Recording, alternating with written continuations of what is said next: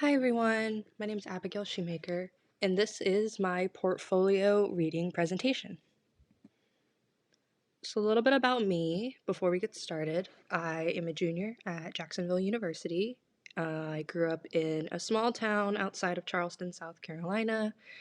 I love to read, go shopping, and explore new places. I, career-wise, have been the social media ambassador for the JU bookstore for 2.5 years, and I'm also a JU influencer. So, a brief thing of what we'll be going over in this presentation is my portfolio itself, a little bit of social proof, and the 6 topics of the topic wheel. For the past 3 years, I've gained hands-on experience with social media marketing and writing articles. Through social media, I've been able to build a strong portfolio with examples to showcase my work. The top 3 topics I'll be talking about are the JU bookstore, women's and men's rowing articles, and Pura Vida. So for the JU Bookstore and Jack's Outfitters Instagram, it's mainly just information regarding textbook pickups and returns. There are photos of merchandise and updates about store hours, especially during certain times of the year, like finals.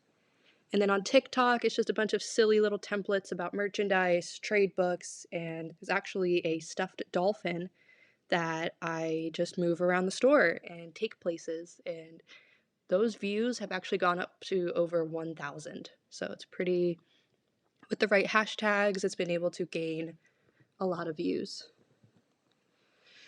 For my athletic communications internship with Jacksonville University, it has allowed me the opportunity to write press release articles for their men's and women's rowing teams, such as press releases, previews, recaps, and I even took photos of the soccer team with athletics. Lastly, I am a brand ambassador for the bracelet jewelry company called Pura Vida. I signed up for their PV Crew program in the summer of 2023. Using the code provided on my Instagram, customers receive 20% off their entire order. What's pretty neat about Pura Vida is majority of the profits go to those in need and are donations to nonprofit organizations such as Mental Health America and the American Red Cross. Here are some photos that I have taken, and there's also a photo of me taking a picture of a bench my freshman year. Here are the women's soccer photos that I took through my internship with athletics.